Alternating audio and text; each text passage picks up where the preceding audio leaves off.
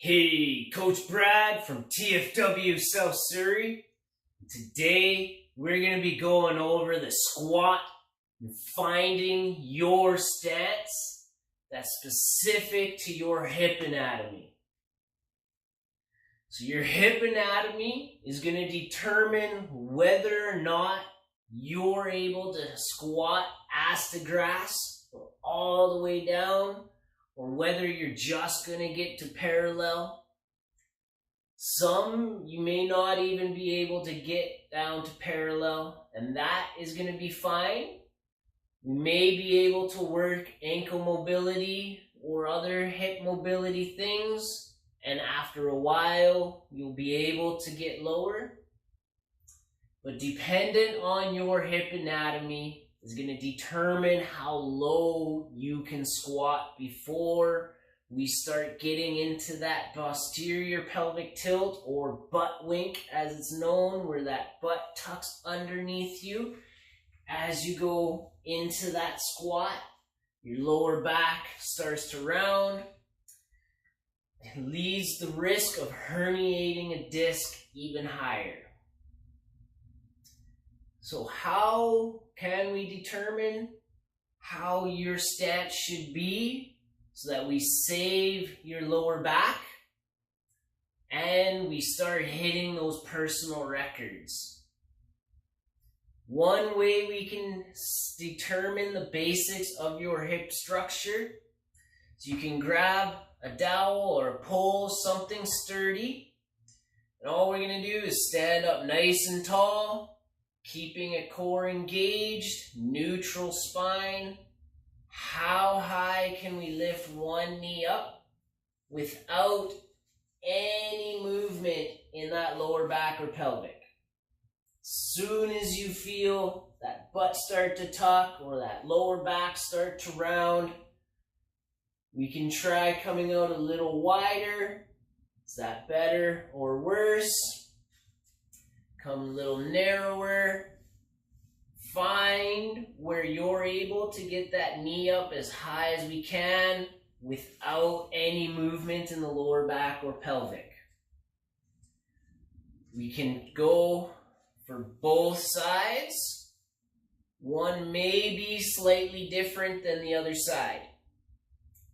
That again is going to be your hip anatomy. Once we have that, we want to step our feet into where we determined they would line up the best. Now we want to focus on maintaining our weight evenly distributed on the feet. So we want to think tripod foot. So we have the weight just below the big toe, just below the pinky toe, and into the heel. So it's the tripod of our feet. Maintaining the weight evenly distributed on the tripod. We want to maintain that neutral spine. One way to give yourself feedback as we are learning how to maintain the neutral spine with how low we should be going, we can use a dowel to give us that feedback. We're going to take the dowel behind the back. We're going to maintain our 3 points of contact. So we have our head, our shoulder blades or mid-back, and our butt or our glutes. One hand sliding just into the small of the back to hold the dowel. Other hand lightly on top of the head. Stepping into your squat stance. Maintaining that tripod foot. Sit straight down into a chair, knees slightly out, keeping that tripod foot. Coming back up. Were we able to get as low as we were when we brought the knees up? We can try and take the feet slightly wider. We may even turn the feet out a little bit. Sit straight down into the chair, knees slightly out to the side, keeping that tripod foot. Are we able to get as low, maintaining the 3 points of contact and that tripod foot? If you noticed your heels starting to lift as we're squatting down, or the feet turning out as we're going down, we may need to work on ankle mobility, stretching out the calf muscle, doing some foam rolling or trigger point, getting some massage or ART on those calf muscles. But over time, you will be able to get as low as you were able to bring that knee up. Some people, dependent on the length of their femur or that thigh bone, your knees are going to travel way past the toes. That is perfectly acceptable as long as we're sitting into the hips, maintaining that tripod foot, and there's no pain. For those who have a shorter thigh bone, your knees might be behind the toes or just in line.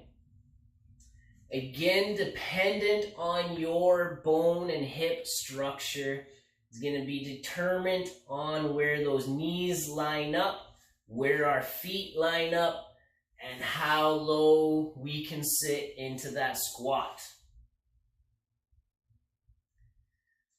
Once we have all this and we're comfortably sitting into that deep squat, maintaining neutral spine, tripod foot, so weight's evenly distributed, how long can we hold here? Can we hold our own body weight in this squat for a period of time?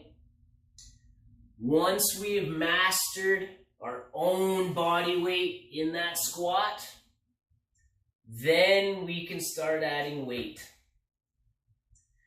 First, we want to master the basics. Always come back, because everyone technique can always get a little bit better.